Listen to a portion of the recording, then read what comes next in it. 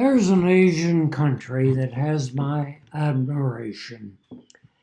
In 1950, the country of Korea just been liberated from many, many years of subjugation by the Japanese. The country had been split into two, North Korea and South Korea. We'd like to show what the country looked like about 70 years ago, and in contrast, what they have managed to do essentially themselves in 70 years from a destitute, backward country that had been slave people essentially for years under the Japanese rule to being liberated by the Americans in 1950. Seoul, Korea was a beautiful city at one time, and today it is still a beautiful city. We have some pictures that we took in 1950. That was a square in the center of the city of Seoul. And somewhere, I think, in the background is what that looks like today. And it has blossomed from a country that was just practically nothing to what they are today, a dynamic Asian country and one that is a friend of America. In 1950, this was a street scene in Korea. What the particular shrine is, I think it was called the Korkan Shrine in 1950, and this is probably what it has become today. Today, it's a place for tourists to go to look at and wonder. And I'm so glad that these people have kept their heritage. During the 1950s, this was a typical home in Korea, a thatched roof.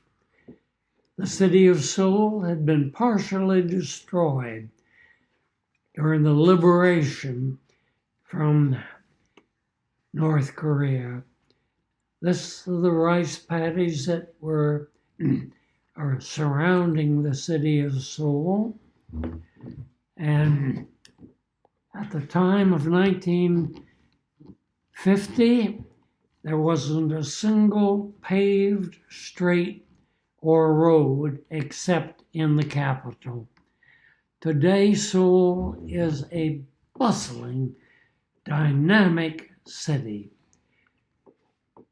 When it was being liberated, there was a lot of destruction.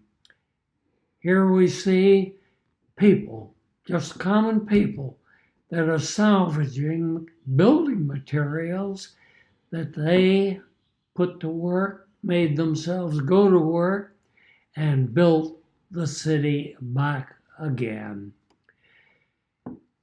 This is just a shot of, in the back you can see the steeple of a church. And we think this may be the same steeple taken in current times. There wasn't anything like automobiles running around. Also, there were very few of the stores in the city that hadn't been destroyed. And people simply had to sell goods on the street. This is one of the local restaurants in 1950. This would be where you would go and get some fresh food for your table. And instead of going to a Publix or other store to get your food, you would get from the people on the street, and they would bargain. And they would bargain in whatever money you happened to have, you would pay, and you would make a trade. So many pairs for dollars. This lady seems to have some really beautiful silks. In fact, some of the things that they had for sale were beautiful, and they were selling simply to make a living. You want some potatoes? Potatoes are to be had. The country people would come into town and they would bring their potatoes. You would bargain for them. And you could find just about anything that was of interest on the streets at any time. Some of the things, when you look at them in retrospect from 70 years ago, you wonder exactly what this was. Was it the making of kimchi, which was an excellent, delicious meal in Korea?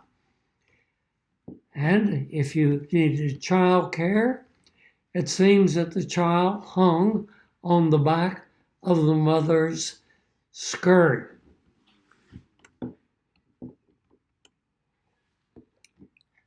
Kids are kids wherever they happen to be. They're the same whether they're Asian, whether they are South American, whether they're from Europe or the United States. But the kids are just about the same. And folks have got to wash their dishes. They've got to clean things up.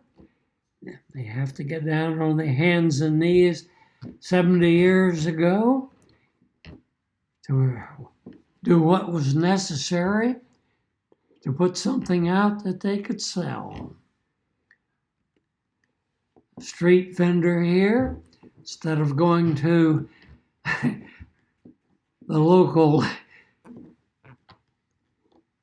hot dog stand, this person was selling some kind of a very interesting and very tasty delicacy, Korean delicacy. If you can imagine that this was a way that most people were living at the time, because their homes had been destroyed. If you wanted to sell something, well, you could put it on top of your head and carry it around until you got to a convenient place to sell it. And here are more of just the kids that don't realize the problems that they may have, but they were finding a way to build a new and dynamic country. If you needed to take a bath, you jumped in the local river. If you needed to cross from one side of the river to the other, well, somebody had put together a ramshackle bridge, but it worked. Here is Joy on the back of Mama. Mama-san carries him around, and he seems to be perfectly happy at what they're doing. People are going about their lives like we do today, and like today, they will probably wonder if their grandparents were doing actually these things to make a living when they're probably sitting behind a computer. This is a traditional dress of the Korean people in 1950. They did not have department stores. They had to put together things that they wore themselves. And the streets were crowded. but there was very little automotive travel. Most of the automobiles had been destroyed. The only way to get around was walking. Here's what we called a papasan at the time. A gentleman, because he's dressed in white, he's wearing a hat, and he's probably getting out to get his beer for the day. These folks are selling some kind of vegetables, and there's a pretty well-dressed gentleman in the background there. But again, this is the future of Korea, is these kids. And I think this guy had a couple of 100 pounds of sacks of something on his back. I think we figured out that each of them was pretty close to being 100 pounds. He was a chogi boy, or someone that was carrying on his back pretty heavy things. They had to be moved. They didn't have mechanical means of moving, so they put them on their back and moved around and did a darn good job of it. Might be interesting that there was an American flag in the background there, and it looks like a Confederate flag and the flag of Korea. And here's a little girl, I guess maybe 10, 11 years old, and she's got her baby brother strapped on her back because Mama-san is out making a living. And so the kid takes care of the little one. There were some awfully fine pheasants. And if you had a shotgun at the time, and it was practical to do it, you could kill a beautiful pheasant and, if necessary, cook it. However, it took a lot of effort to eat some of the pheasant that were killed because it was a tough bird.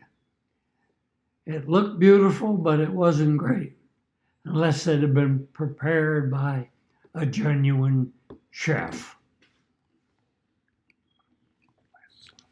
More children, just playing, having a good time, not in child care, but they're in care of themselves and doing a darn good job of taking care of themselves.